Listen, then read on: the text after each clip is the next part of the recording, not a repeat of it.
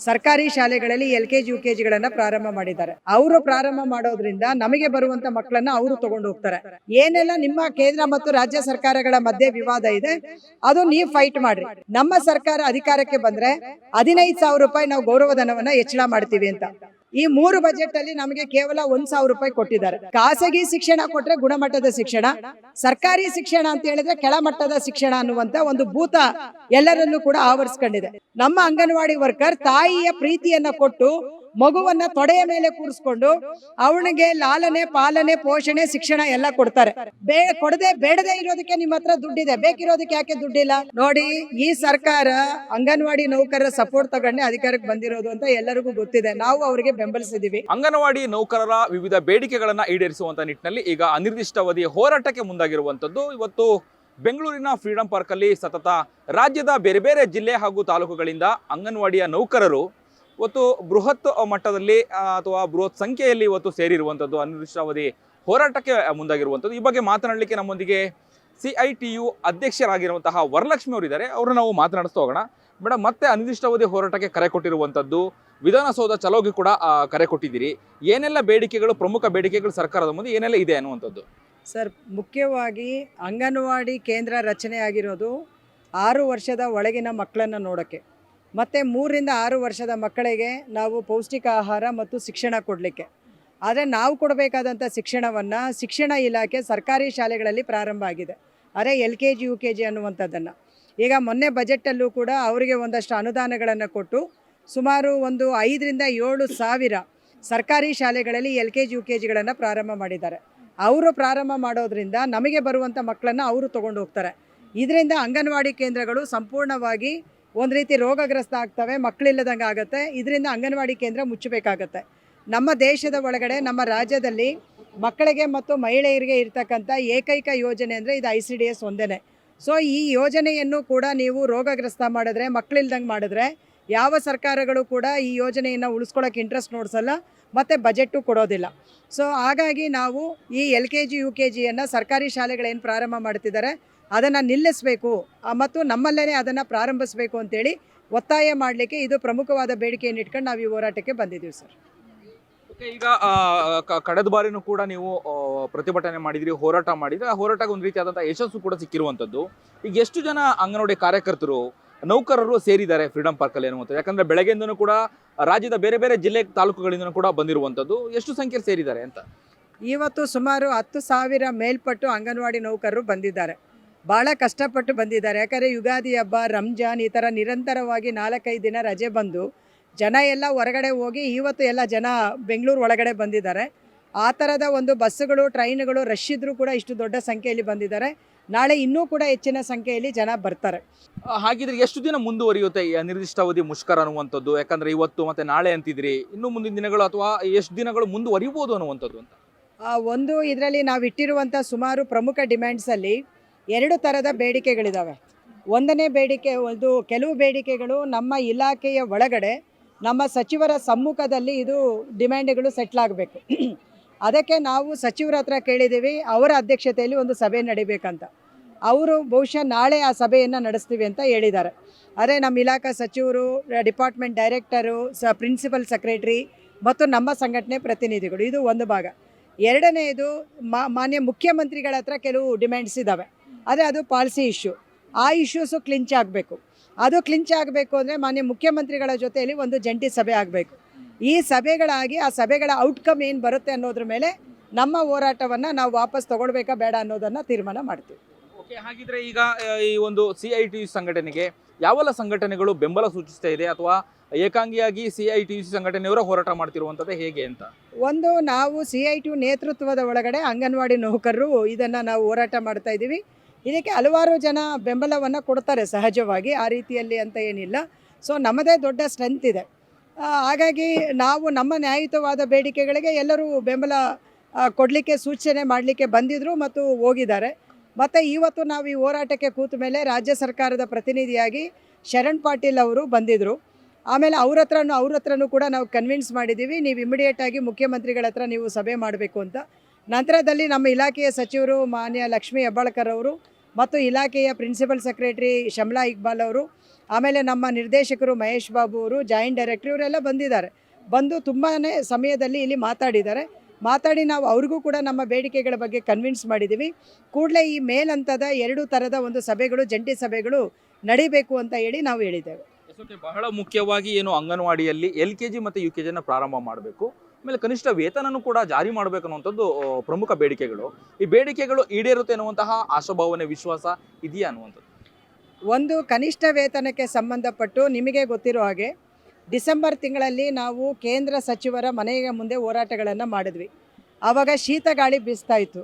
ಅಂಥ ಒಂದು ಸಂದರ್ಭದಲ್ಲಿ ಹೋರಾಟ ಮಾಡಿದಾಗ ನಮ್ಮ ರಾಜ್ಯದ ಕುಮಾರಸ್ವಾಮಿಯವರು ನಮ್ಮನ್ನು ಮಾತುಕತೆಗೆ ಕರೆದ್ರು. ನಾವು ಕೂಡ ಭಾಳ ಆಶಾಭಾವನೆಯಿಂದ ಹೋದ್ವಿ. ಡೆಲ್ಲಿಯಲ್ಲಿ ಭಾರಿ ಒಳ್ಳೆಯ ಸಭೆಗಳು ನಡೀತು. ಆದರೆ ಅದರ ಔಟ್ಕಮ್ ಏನೂ ಕೂಡ ಬರಲಿಲ್ಲ. ಸೊ ಒಂದು ಕಡೆ ಕೇಂದ್ರ ಸರ್ಕಾರ ಏನು ಕೊಡದೇ ಇರೋದ್ರಿಂದ ನಮಗೆ ರಾಜ್ಯದಲ್ಲಿ ಅದನ್ನು ಹೆಚ್ಚು ನಿರೀಕ್ಷೆ ಮಾಡಲಿಕ್ಕೆ ಆಗ್ತಾ ಇಲ್ಲ ಅನ್ನುವಂಥ ಒಂದು ಪ್ರಾಯೋಗಿಕ ಸತ್ಯ ಇದೆ. ಇದರಲ್ಲಿ 2 ಅಂಶ ಇದೆ. ಒಂದು, ನಮ್ಮ ICDS ಸ್ಕೀಮ್ ಏನಿದೆ ಇದಕ್ಕೆ ಕೊಡಬೇಕಾದಂಥ ಮೂಲಭೂತವಾದಂಥ ಅನುದಾನಗಳನ್ನು ಕೇಂದ್ರ ಸರ್ಕಾರ ಕೊಡಬೇಕು. ಆದರೆ ಅವರು ಒಂದು ಕಡೆಯಲ್ಲಿ ಕೊಡ್ತಾ ಇಲ್ಲ. ಮೊದಲು ಕೊಡ್ತಾ ಇದ್ದಂಥ ಅನುದಾನದಲ್ಲೇ 40% ಕಡಿತ ಮಾಡಿದ್ದಾರೆ. ಇನ್ನೊಂದು ಕಡೆಯಲ್ಲಿ GST ಅಂತೇಳಿ ತಂದ ಮೇಲೆ ರಾಜ್ಯಗಳಿಗೆ ಕೊಡಬೇಕಾದಂಥ ಅನುದಾನವನ್ನು ಕೂಡ ಅವರು ಕಡಿತ ಮಾಡಿದ್ದಾರೆ. ಇದು ಬೇಸಿಕ್. ಈ 2ರ ಕಡಿತದ ಪರಿಣಾಮ ಇವತ್ತು ನಾವು ಅನುಭವಿಸ್ತಾ ಇದ್ದೀವಿ. ಈಗ ರಾಜ್ಯ ಸರ್ಕಾರ ಹತ್ರ ಏನು ಕೇಳೋಕೆ ಹೋದರೂ ಕೂಡ ಅವರು ಹೇಳ್ತಾರೆ ಇದು ಕೇಂದ್ರ ಸರ್ಕಾರ ಏನು ಕೂಡ ಅನುದಾನ ಕೊಡ್ತಾ ಇಲ್ಲ. ಫಾರ್ ಎಕ್ಸಾಂಪಲ್, ಇವತ್ತು ನಮಗೆ 12,500 ರೂಪಾಯಿ ಸಂಬಳ ಇದೆ. ಇದರ ಒಳಗಡೆ 2,750 ರೂಪಾಯಿ ಮಾತ್ರನೇ ಕೇಂದ್ರ ಸರ್ಕಾರ ಕೊಡ್ತಾ ಇದೆ. ಸಹಾಯಕಿಗೆ ಕೇವಲ 1,300 ರೂಪಾಯಿ ಕೊಡ್ತಾರೆ. ಇನ್ನು ಉಳಿದಿದ್ದೆಲ್ಲನೂ ಕೂಡ ಆಲ್ಮೋಸ್ಟ್ ರಾಜ್ಯ ಸರ್ಕಾರ ಕೊಡ್ತಾ ಇದೆ. ಅದಕ್ಕೀಗ ರಾಜ್ಯ ಸರ್ಕಾರದ ವಾದ ಏನಂದರೆ, ನಿಮ್ಮ ವೇತನಗಳು ಹೆಚ್ಚಳ ಆಗಬೇಕು ಅಂದರೆ ಸೆಂಟ್ರಲ್ ಗೌರ್ಮೆಂಟಿದು ಒಂದು ಕಡೆ ಅನುದಾನ ಕಡಿತ, ಎರಡನೇದು GST ಅದು ಸರಿಯಾದಂಥ ಪ್ರಮಾಣದಲ್ಲಿ ರಾಜ್ಯಕ್ಕೆ ಬರ್ತಾ ಇಲ್ಲ ಅನ್ನುವಂಥದ್ದನ್ನು ನೋಡಿಸ್ತಾ ಇದ್ದಾರೆ. ಸೊ ಬಿಯಾಂಡ್ ದಟ್ ನಾವು ಡಿಮ್ಯಾಂಡ್ ಮಾಡ್ತಾ ಇದ್ದೀವಿ ರಾಜ್ಯ ಸರ್ಕಾರಕ್ಕೆ, ಏನೆಲ್ಲ ನಿಮ್ಮ ಕೇಂದ್ರ ಮತ್ತು ರಾಜ್ಯ ಸರ್ಕಾರಗಳ ಮಧ್ಯೆ ವಿವಾದ ಇದೆ ಅದು ನೀವು ಫೈಟ್ ಮಾಡಿರಿ. ನಾವು ಕೂಡ ಕೇಂದ್ರ ಸರ್ಕಾರದ ಮೇಲೆ ನಮ್ಮ ಪಾಲು ಏನು ಮಾಡಬೇಕು ಅನ್ನೋದು ನಾವು ಕೂಡ ಫೈಟ್ ಮಾಡ್ತೀವಿ. ಆದರೂ ಇವತ್ತಿನ ಇದು ಕಾಂಗ್ರೆಸ್ ಗೌರ್ಮೆಂಟ್ ಅಧಿಕಾರಕ್ಕೆ ಬರೋದಕ್ಕಿಂತ ಮುಂಚೆ ಕರ್ನಾಟಕ ರಾಜ್ಯದ ಅಂಗನವಾಡಿ ನೌಕರಿಗೆ ಒಂದು ಅಶ್ಯೂರೆನ್ಸನ್ನು ಕೊಟ್ಟಿದೆ. ಏನಂತ ಹೇಳಿದ್ರೆ, ನಮ್ಮ ಸರ್ಕಾರ ಅಧಿಕಾರಕ್ಕೆ ಬಂದರೆ 15,000 ರೂಪಾಯಿ ನಾವು ಗೌರವಧನವನ್ನು ಹೆಚ್ಚಳ ಮಾಡ್ತೀವಿ ಅಂತ. ಈಗ ಅವರು ಕೊಟ್ಟಂಥ ಒಂದು ಅಶ್ಯೂರೆನ್ಸ್ ಪ್ರಕಾರ ಈಗ 3 ಬಜೆಟ್ ಆಗಿದೆ. ಈ 3 ಬಜೆಟಲ್ಲಿ ನಮಗೆ ಕೇವಲ 1,000 ರೂಪಾಯಿ ಕೊಟ್ಟಿದ್ದಾರೆ. ಆದರೆ ಈಗ ಅವರ ಲೆಕ್ಕಾಚಾರದ ಪ್ರಕಾರ ನಮಗಿನ್ನೂ ಕೂಡ 2,000 ರೂಪಾಯಿ ಕೊಡಬೇಕು, 3,000 ರೂಪಾಯಿ ಕೊಡಬೇಕು. ಆ 3,000 ರೂಪಾಯಿನ ಕೊಡಬೇಕು ಅಂತ ಹೇಳಿ ನಾವು ಡಿಮ್ಯಾಂಡನ್ನು ಮಾಡ್ತಾಯಿದ್ದೀವಿ. ಓಕೆ, ಆದರೆ 11,500 ಇತ್ತು, ಇವ್ರು ಬಂದಮೇಲೆ 1 ಕೊಟ್ಟರು, 12,500 ಆಯಿತು. ಸೊ 15,000ಕ್ಕೆ ಇನ್ನು 3,000 ರೂಪಾಯಿ ಅಂದರೆ ಅದು ಆವ್ರೇಜ್ ಇದೆ. 12,000 ಕೆಲವ್ರಿಗಿದೆ, 12,500 ಕೆಲವರಿಗಿದೆ.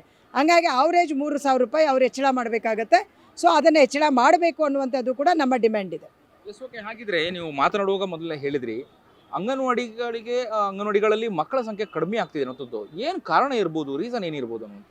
ಒಂದು, ಅಂಗನವಾಡಿಗಳಲ್ಲಿ ಮಕ್ಕಳು ಕಡಿಮೆ ಆಗಲಿಕ್ಕೆ ಮಕ್ಕಳ ಹುಟ್ಟುವ ಸಂಖ್ಯೆ ಕಮ್ಮಿ ಆಗಿದೆ, ನಂಬರ್ 1.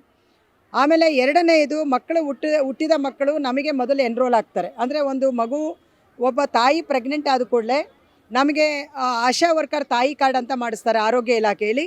ನಂತರದಲ್ಲಿ ಆ ಗರ್ಭಿಣಿ ನಮ್ಮ ಬೆನಿಫಿಷಿಯರ್ ಆಗ್ತಾರೆ. ಆಮೇಲೆ ಅವರಿಗೆ ಡೆಲಿವರಿ ಆದಮೇಲೆ ಮಗುಗೆ 6 ತಿಂಗಳಾಗುವ ತನಕ ಆ ತಾಯಿ ನಮಗೆ ಬೆನಿಫಿಷಿಯರ್ ಇರ್ತಾರೆ. 6 ತಿಂಗಳ ನಂತರ ಮಗು ನಮಗೆ ಬೆನಿಫಿಷಿಯರ್ ಆಗುತ್ತೆ.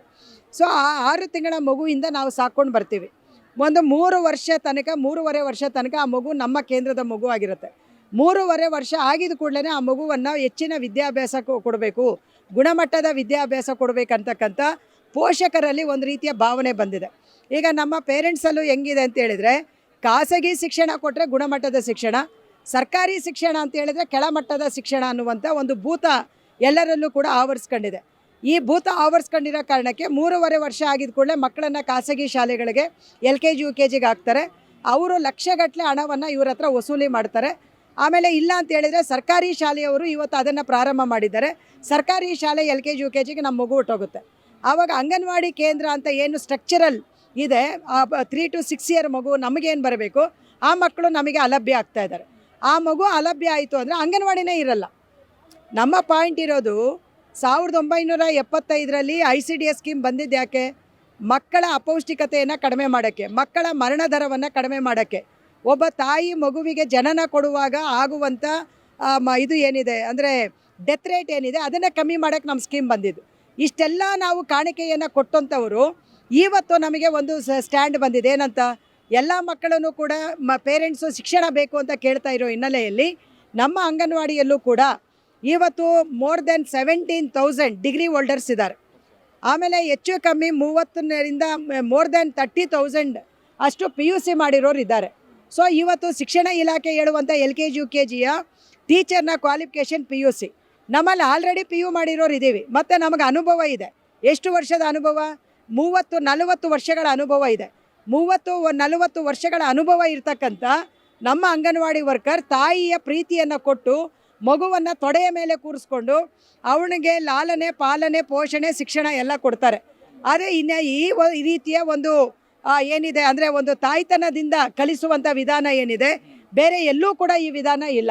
ಹಾಗಾಗಿ ನಾವು ಹೇಳ್ತಾ ಇರುವಂಥದ್ದು ಈ ವಿಧಾನವನ್ನು ಬಲಪಡಿಸಿ ಅಂತ. ಮತ್ತು ನಮ್ಮ ಸ್ಕೀಮ್ 6 ವರ್ಷದ ಒಳಗಿನ ವಾರಸುದಾರರು ಯಾರು ಅಂದರೆ ನಾವೇ. ಬೇರೆ ಯಾವ ಇಲಾಖೆನೂ ಕೂಡ ಅದಕ್ಕೆ ವಾರಸುದಾರಿಕೆ ಮಾಡಲಿಕ್ಕೆ ಅವರಿಗೆ ರೈಟ್ಸ್ ಇಲ್ಲ, ಬೇಸಿಕ್ ರೈಟ್ಸ್ ಇಲ್ಲ. ಸೊ ಅದನ್ನು ಎಸ್ಟಾಬ್ಲಿಷ್ ಮಾಡಬೇಕು ಅಂತೇಳಿ ನಾವು ಒತ್ತಾಯ ಮಾಡ್ತಾ ಇದ್ದೀವಿ. ಒಂದು ವೇಳೆ ನಿಮ್ಮ ಬೇಡಿಕೆಗಳು ಈಡೇರಿದ್ರೆ ಅಥವಾ ಅಂಗನವಾಡಿಯಲ್ಲಿ LKG UKG ಏನಾದರೂ ಅನುಷ್ಠಾನ ಆದರೆ ಅಂತಹ ಮಕ್ಕಳನ್ನ ಸುಧಾರಿಸಲಿಕ್ಕೆ ಸಾಧ್ಯ ಅನ್ನುವಂಥದ್ದು ನೌಕರರಿಗೆ, ಅಂಗನವಾಡಿ ನೌಕರರಿಗೆ ಈಗ ಆಲ್ರೆಡಿ ಅನುಷ್ಠಾನ ಆಗಿದೆ. ಬೆಂಗಳೂರಲ್ಲಿ 250 LKG UKG ಪ್ರಾರಂಭ ಆಗಿದೆ. ಮತ್ತು ಇಡೀ ಕರ್ನಾಟಕದಲ್ಲಿ ಭಾಳ ಅಪ್ಗ್ರೇಡೇಷನ್ ಆಗಿದೆ. KKRDBಲೆಲ್ಲ ಆಲ್ರೆಡಿ ಚಿಲಿಪಿಲಿ ಪುಸ್ತಕ ನಾನು ನೋಡಿಸ್ತೀನಿ ಬೇಕಾದ್ರೆ, ಅದೆಲ್ಲ ಆಲ್ರೆಡಿ ಬಂದಿದೆ. ಮತ್ತು ನಾವು ಈಗ ಕೇಳ್ತಾ ಇರೋದು ಎಲ್ಲ ಅಂಗನವಾಡಿ ಕೇಂದ್ರಗಳಿಗೂ ಅದನ್ನು ಸ್ಪ್ರೆಡ್ ಮಾಡಬೇಕು, ವಿಸ್ತರಿಸಬೇಕು. ಮತ್ತು ಸರ್ಕಾರ ಅದಕ್ಕೆ ಬೇಕಾಗಿರುವ ಬಜೆಟ್ ಕೊಡಬೇಕು. ನೋಡಿ, ಸರ್ಕಾರಿ ಶಾಲೆ ಮಗು ಯೂನಿಫಾರ್ಮ್ ಕೊಡ್ತೀರಾ ನೀವು, ಆಮೇಲೆ ಶೂ ಕೊಡ್ತೀರಾ, ಬ್ಯಾಗು ಕೊಡ್ತೀರಾ, ಆಮೇಲೆ ಫುಡ್ಡು ಕೊಡ್ತೀರಾ, ಆ ಮಕ್ಕಳಿಗೆ ಎಲ್ಲ ಸವಲತ್ತು ಕೊಡ್ತೀರಾ. ಅಂಗನವಾಡಿ ಮಕ್ಕಳೇನು ಪಾಪ ಮಾಡಿದ್ದಾವೆ? ಅದೇ ಸವಲತ್ತು ನಮಗೆ ಕೊಡಿ. ಯಾಕೆ ಕೊಡೋದಿಲ್ಲ ನೀವು?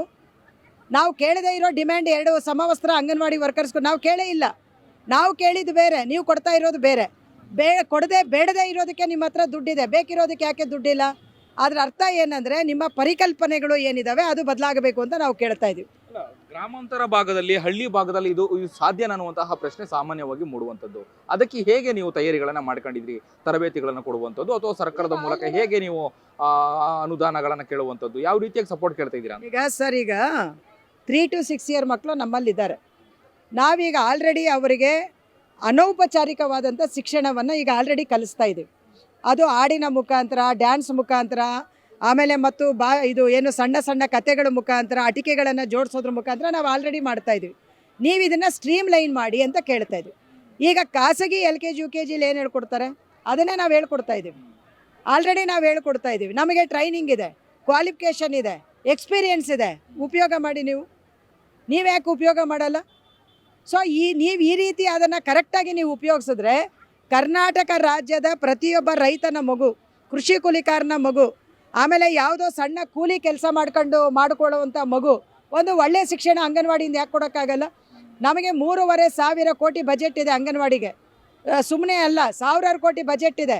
ಸೊ ಆದರೆ ನೀವು ಇದನ್ನು ಯುಟಿಲೈಸ್ ಮಾಡಿ, ಇನ್ನೊಂದಷ್ಟು ಬಜೆಟನ್ನು ನಮಗೆ ಕೊಡಿ, ನಮ್ಮ ಅಂಗನವಾಡಿ ವರ್ಕರ್ಸ್ಗೆ ಟ್ರೈನಿಂಗ್ ಕೊಡಿ. ನಾವು ಕೇಳ್ತಾ ಇರೋದು ಅಂಗನವಾಡಿ ಮಗುಗೆ ಅಡ್ಮಿಷನ್ ಕೊಡಿ, ಆಮೇಲೆ TC ಕೊಡಿ, ಟ್ರೈನಿಂಗ್ ಕೊಡಿ.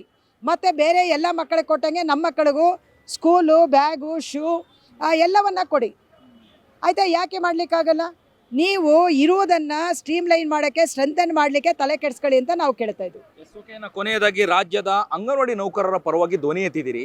ಸರ್ಕಾರಕ್ಕೆ ಏನು ಹೇಳಲಿಕ್ಕೆ ಬಯಸ್ತೀರಿ ಈ ಮೂಲಕ? ನೋಡಿ, ಈ ಸರ್ಕಾರ ಅಂಗನವಾಡಿ ನೌಕರರ ಸಪೋರ್ಟ್ ತಗೊಂಡೆ ಅಧಿಕಾರಕ್ಕೆ ಬಂದಿರೋದು ಅಂತ ಎಲ್ಲರಿಗೂ ಗೊತ್ತಿದೆ. ನಾವು ಅವರಿಗೆ ಬೆಂಬಲಿಸಿದ್ದೀವಿ, ಯಾಕಂದರೆ ನಮ್ಮ ಪರವಾಗಿ ಕೆಲಸ ಮಾಡ್ತಾರೆ ಅಂತ. ಈಗಲೂ ನಾವು ಸರ್ಕಾರಕ್ಕೆ ಒತ್ತಾಯ ಮಾಡೋದು, ನಾವು ಇಟ್ಟಿರುವಂಥ ಬೇಡಿಕೆಗಳನ್ನು ನೀವು ಈಡೇರಿಸಲಿಕ್ಕೆ ಕೂಡಲೇ ನೀವು ಒಂದು ಸರ್ಕಾರ ಮಟ್ಟದ ಮುಖ್ಯಮಂತ್ರಿಗಳ ಅಧ್ಯಕ್ಷತೆಯಲ್ಲಿ ಒಂದು ಸಭೆಯನ್ನು ಮಾಡಬೇಕು. ಮತ್ತು LKG UKGಯನ್ನು ಅಂಗನವಾಡಿಗಳಲ್ಲಿ ಪ್ರಾರಂಭಿಸಲಿಕ್ಕೆ ಬೇಕಾದಂಥ ದೃಢವಾದಂಥ ನಿರ್ಧಾರವನ್ನು ನೀವು ತಗೊಳ್ಬೇಕು ಅನ್ನೋದನ್ನು ನಾವು ಭಾಳ ಒತ್ತಾಯಪೂರ್ವಕವಾಗಿ ನಾವು ಹೇಳ್ತೀವಿ. ಧನ್ಯವಾದಗಳು.